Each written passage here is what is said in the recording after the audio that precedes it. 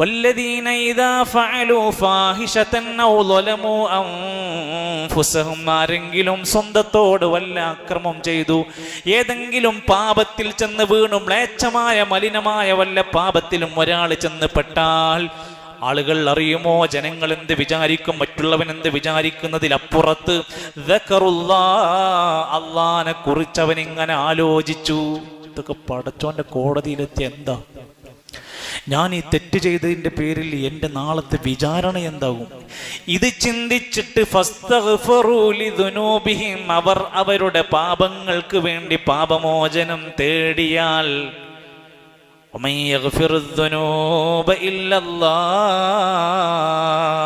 അല്ലാതെ ആരുണ്ട് പാപം പുറത്തു കൊടുക്കാൻ? എത്ര വലിയ പാപം ചെയ്തവനും നിരാശപ്പെടേണ്ട, പടച്ചോൻ പുറത്തിരുന്നുള്ള തികഞ്ഞ വിശ്വാസം